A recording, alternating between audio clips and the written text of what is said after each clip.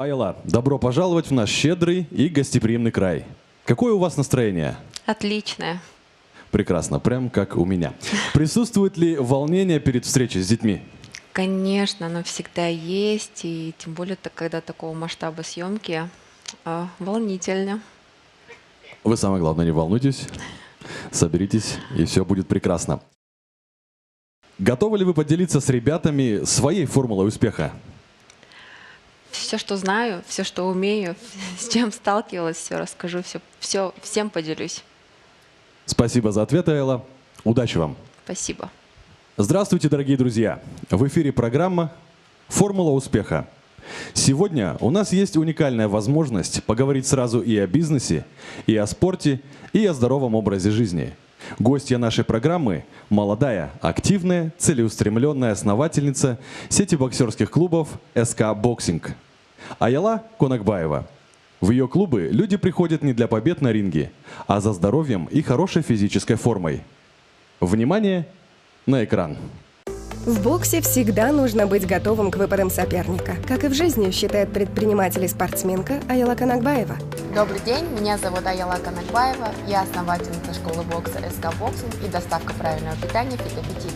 Ее день начинается в 6 утра. Неважно, будни это или выходные, спортом она занимается почти каждый день. Аяла – человек разносторонний. Любит не только бокс, но и бальные танцы. Образование девушка получила в США, а 7 лет назад задумалась о том, чтобы открыть свое дело. Зал для занятий боксом SK Boxing, названный в честь отца. Наверное, многие подумают, что это все-таки генетически у меня. На самом деле нет, я пришла к этому сама. В 2015 году заработал первый зал, а еще через 4 года в Алматы работали уже 4 школы профессионального бокса. И вот, мы сейчас в зале, в одном из залов. Она благодарна родителям за то, что они верят в нее и принимают ее выбор. Профессиональных целей у Аялы очень много, но мечта одна – чтобы мир был лучше. Важно с заботой, уважением и любовью относиться ко всему вокруг. Девушка признается, даже бокс связан с этой целью. Привести спорт в жизнь и сделать каждого сильнее, выносливее и здоровее. Жить своей мечтой. Создавать то, что рождает блеск в наших глазах и ничего не бояться. Понимать свои сильные стороны. Потому что только мы сами пишем свою жизнь, и только мы знаем, что нам нужно для счастья. А теперь, ребята, встречайте, успешная бизнес-вумен Аяла Конакбаева. Здравствуйте, здравствуйте.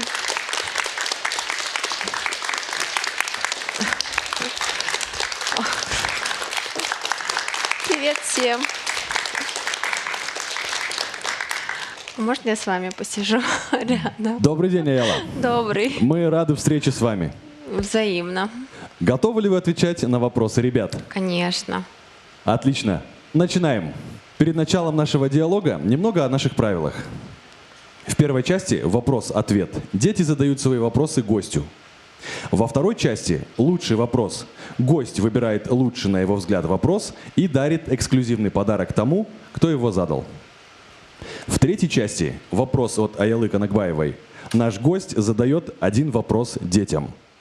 Условия программы понятны? Да. Мы начинаем первую часть программы «Формула успеха». Вопрос-ответ. Здравствуйте, меня зовут Анна, и я хотела бы задать вам вопрос. Какие у вас были взаимоотношения с семьей в детстве и сейчас? Добрый день. Спасибо за вопрос. На самом деле, наверное, такой достаточно глубокий вопрос, потому что сейчас многие говорят об отношении родителей, детей и как это все отражается в будущем. Отношения были хорошие, но когда мне было 7 лет, у меня родители переехали жить в Астану. Она как раз только Нур-Султан сейчас, тогда она стала Астаной. И с нами практически всегда была тетя, ну, это, скажем так, как моя вторая мама. Но нас поддерживали всегда. И единственный момент, который, наверное, отпечатался в моей жизни и повлиял достаточно такую важную роль, это то, что мне говорили, что ты ответственна за себя, что ты несешь ответственность за братишку и сестренку. И неважно что, неважно как, ты должна нести ответственность за свои поступки. Поэтому вроде и была свобода, вроде и могла делать все, что хочу, но понимание того, что это моя жизнь, и я несу ответственность, очень сильно повлияло на меня и на мои вообще решения. и то, кем я сейчас стала, и вообще, скажем так, ответственность — это, наверное, номер один в жизни каждого, кто хочет достичь какой-либо успех. А братишка и сестренка, они у меня, кстати, они намного,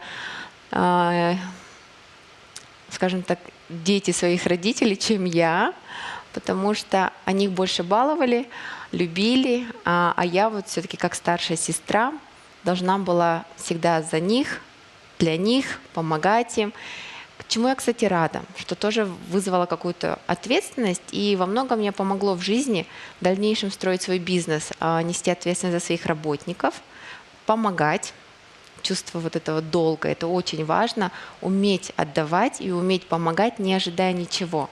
И это действительно, это, знаете, вот сердечные чакры, если вы сейчас знаете, это сейчас тоже модно очень, об этом все говорят, но на самом деле так и есть. Когда мы отдаем, когда мы умеем давать, Вселенная нам дает намного больше. И взаимоотношения с родными и близкими так и есть. Мы должны давать, не ожидая ничего взамен. Так и произошло у меня с сестренками и братишками. У меня двоюродных еще много. Ну и с родителями.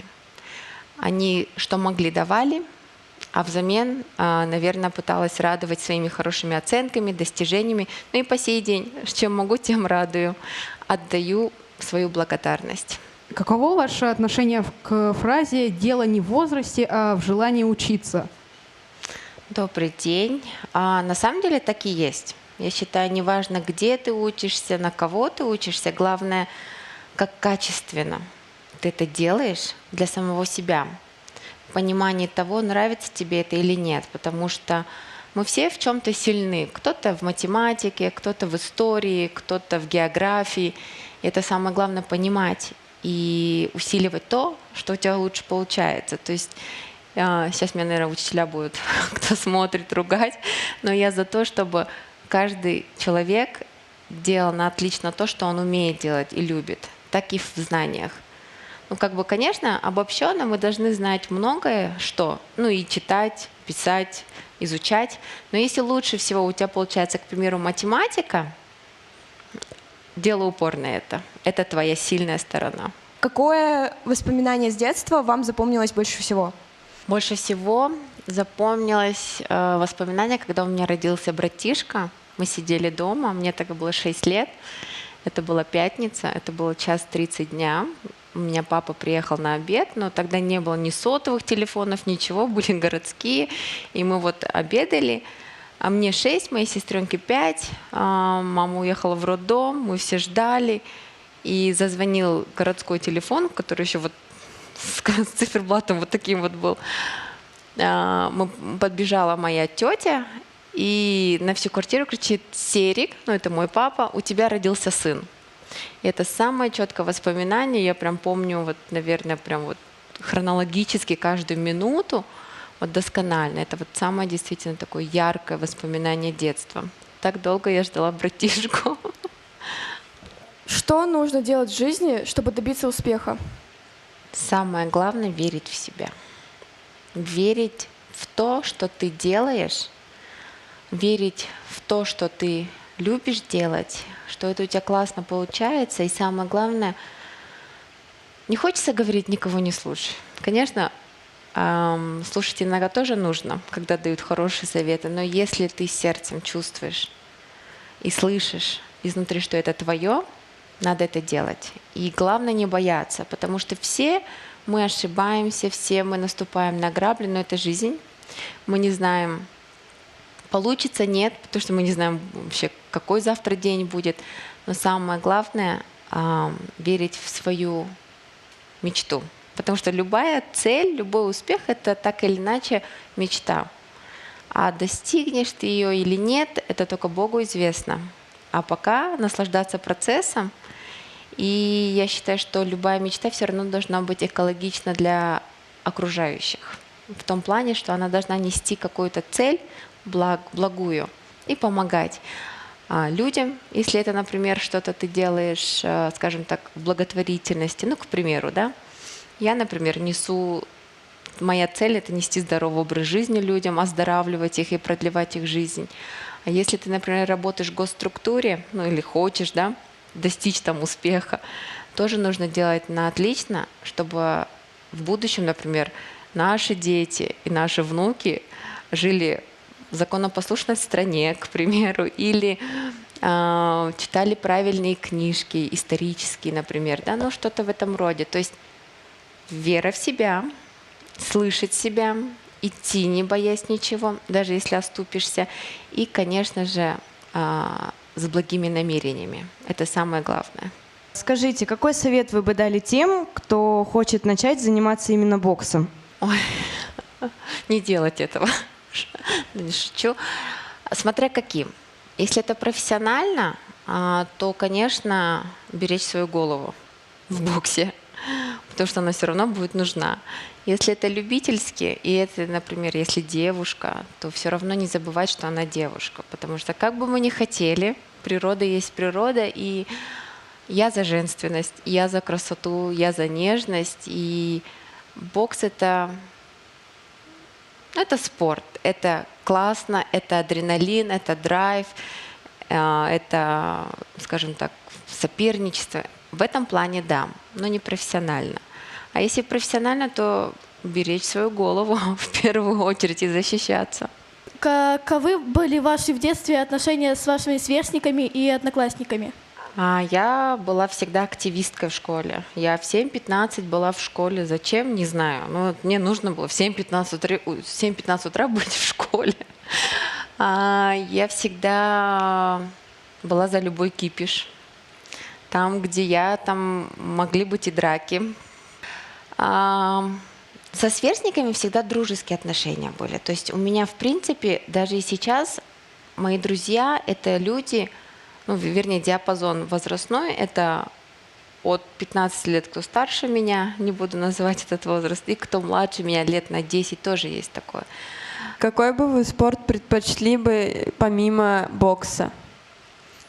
Я занимаюсь бальными танцами еще параллельно, но это я пришла, кстати, после бокса, после того, как я стала чувствовать, что у меня появляется сутулость, мужские плечи, походка все равно меняется, и поэтому я ушла в бальные танцы, чтобы сбалансировать.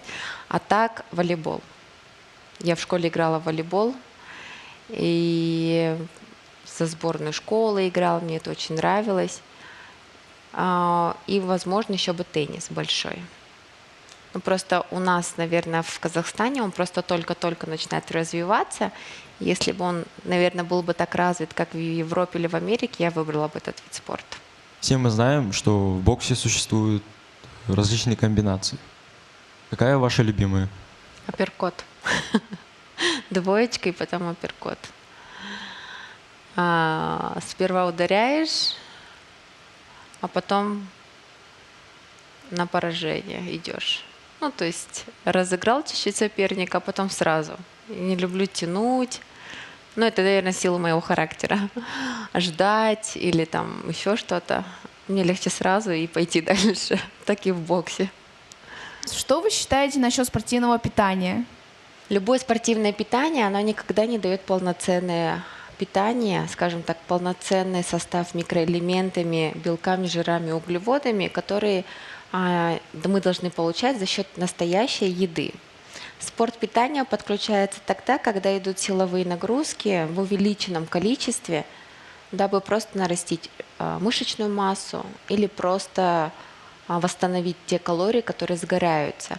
Поэтому лучше полноценно поесть правильно, и это будет намного полезнее и где-то вкуснее, потому что сам протеин это не есть хорошо, поэтому просто так увлекаться не надо. Вы открыли 4 зала в Алмате. Собираетесь ли вы открыть где-нибудь в другом месте, в городе, вообще в дальнейшем? Вообще в планах есть, но так как я просто очень такой щепетильный человек, я сама открывать не очень хочу, потому что я не буду тогда нести ответственность за качество. Я не смогу физически проверять, следить. А мне важно, если я что-то делаю, чтобы это было на 100%. То же самое, это услуга сервиса, и это не только тренера, и не только сам бокс. Это чистота, это удобство, это комфорт и за этим нужно следить. Чтобы это еще и процветало, это нужно продвигать. Физически жить, например, или это придется жить, например, на 2-3 города, физически это очень сложно. Поэтому если я найду хороших партнеров, которым я буду доверять, и я буду знать, что они меня не подведут, тогда да. Я только за того, чтобы расширять, популяризировать и, конечно же, приобщать не только взрослых там, и деток также, а спорту. Когда вы впервые увидели бои своего отца? Когда я родилась, мой папа уже не боксировал. Я видела только записи. Это мне уже было лет 5, наверное, когда я осознанно понимала. И это не было, скажем так, приятно, потому что все равно переживаешь, и где-то больно. В том возрасте, когда ты это понимаешь. Может, раньше видела, может, не понимала. Вот это прям первые воспоминания, когда я в записи увидела. Сложно ли быть выше и сильнее своих родителей? Сложно. Сложно в том плане, что у них ожиданий все больше и больше каждый раз. И сложно с другой стороны, что это не всегда оценивается так, как тебе хотелось бы. Потому что ты приходишь с какой-то новой победой домой, а они привыкли такие: ладно, нормально, спасибо, молодец. И, конечно, когда тебе там 30, да, никто не будет бежать, какой молодец, ты 5 получила, как мы в школе, да, это привыкли. А где-то хочется, чтобы похвалили. Но у них планка такая уже, все знают, что ой, она сделает, она сможет. Поэтому удивлять уже, наверное, нет смысла. Просто чем-то радовать уже другим, наверное. Вот только что остается. Здравствуйте, меня зовут Даниил, и я бы хотел узнать насчет вашего обучения за Америкой. Почему вы захотели там учиться, и сложно ли было вам там учиться? На самом деле я не хотела там учиться. Я хотела поступить в Москву, я хотела поступить в МГИМО или МГУ. Я собиралась уже поступать, но у меня папа принял решение за меня и сказал: ты поедешь туда, и точка. Я не знаю, почему он так решил, но я ему сейчас благодарна, что он все-таки настоял. Это были слезы, это были истерики. Я летела в самолете, вся в слезах, стюардессы не могли понять, что со мной происходит. И вы знаете, от того, что вот все-таки мы в школе получаем хорошее образование, если действительно качественно учиться, наше образование школьное намного сильнее американского. И когда я первый год туда поступила, все преподаватели там были в шоке, вот с такими глазами: как так, ты знаешь интегралы? Это в 11 классе у нас по школьной программе изучается интегралы. А для них это считается высшая математика. Единственный момент, в Америке они не сюсюкаются с тобой. Они тебе говорят: прочитай 90 страниц самостоятельно и выучи. Это значит, там преподаватель потом не скажет: ну ладно, я тебе сделаю поблажку, иди там через неделю пересдай. Не выучил? Нет. У них потому что очень высокая конкуренция, что мне очень нравится, кстати. Там вырабатывается чувство соперничества и понимание того, что у тебя нет второго шанса. Есть только один, и если не ты, так другой ученик. Поэтому это и круто, и сложно. Наверняка вы очень занятой человек. Скажите, пожалуйста, как вы успеваете все совмещать? Например, бизнес или вести здоровый образ жизни? Здоровый образ жизни — это, наверное, уже как ежедневная моя рутина, как зубы почистить. Поэтому я как-то уже не обращаю внимания в плане там что-то приготовить полезное, или там витамины выпить, или куда-то сходить. Это уже как обязательные действия каждый день. И спорт, да, туда же. И я вам всем советую, пока вы молодые, пока ваш организм здоров, внедряйте здоровое питание, спорт. Вам потом тело скажет спасибо. И чтобы быть успешными, надо быть здоровыми. Потому что больной руководитель не может руководить за всем. Говорят, в жизни нужно попробовать все. Есть ли вещи, которые вы никогда не попробуете? Наркотики. Это действительно то, что я никогда не попробую, не было желания. Скажу больше, наверное, даже страх больше того, что ты не знаешь, что с тобой будет. Ну, Аяла, по вашему мнению, диалог с ребятами был откровенный? на 100%. Готовы ли вы выбрать самый интересный вопрос от ребят? Да, я готова. Итак, лучший вопрос от участников программы. Про успех. Как достичь успеха? Это вот задала девочка Лера. И я считаю, что раз мы на такой передаче про формулу успеха, самый главный вопрос действительно, как достичь успеха, несмотря ни на что.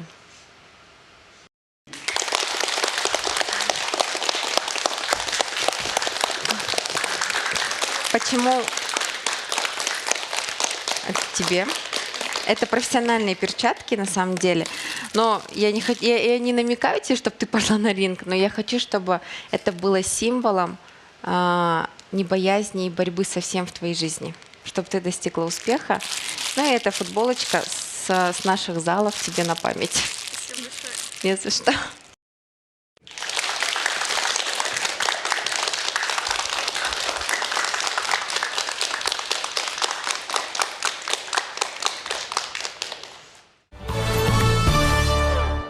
В третьей части нашей программы гость и дети меняются местами. И теперь вы, Аяла, можете задать свой вопрос ребятам. Какой? Сейчас узнаем. Знаете, самый главный вопрос, наверное, который я бы хотела вам задать. Что для вас счастье?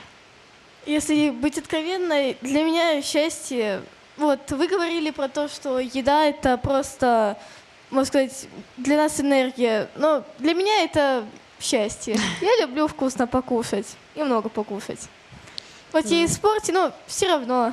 Для меня это еда. Ну, это тоже хорошо. Для меня счастье — это спорт и моя семья. А ты в каком спорте? Дзюдо. Вау. Успехов тебе, чтобы мы, дай бог, увидели на Олимпиаде. Спасибо большое. Для меня счастье — это когда все счастливы. То есть моя семья, когда счастлива, то есть у них все хорошо, у них нет никаких проблем. И когда нету войны, когда все друг другу рады, и я стараюсь сделать так, чтобы, всегда так было, и чтобы все были счастливы. Потому что человек, он просто не может быть счастлив, если другие несчастны. Какой прекрасный ответ. Честно говоря, для меня счастье — это много чего. Но хотел бы выделить по большей части это монтаж. Я очень люблю увлекаться видеомонтажом. Вау. Ну, это действительно сейчас популярнее становится, поэтому продолжай в том же духе. Вот опять-таки, если тебе действительно это нравится, это твое, и это тебе приносит счастье, значит, ты на верном пути. Для меня счастье — это получение от жизни удовольствия, чтобы постоянно замечать вокруг себя только хорошее и понимать, что счастье — это удовольствие от жизни. Удовольствие можно получать от всего. Все верно. Самое главное — видеть, да, все вокруг, всю красоту.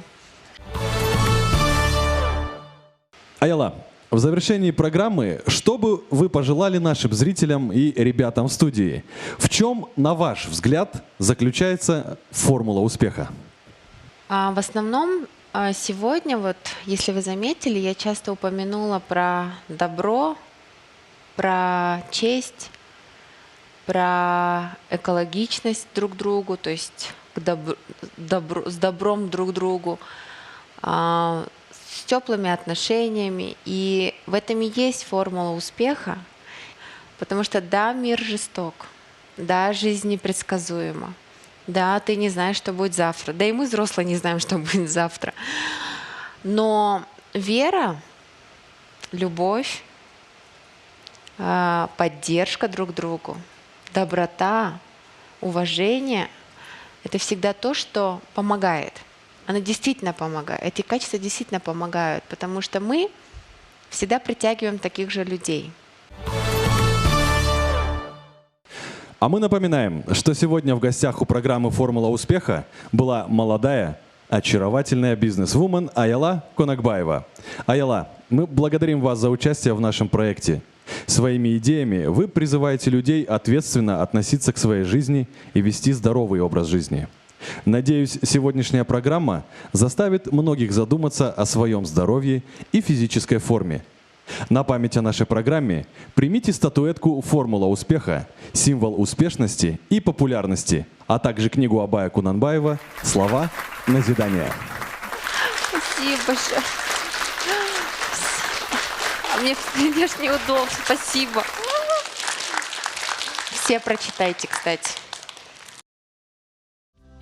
Успешными людьми не рождаются, ими становятся.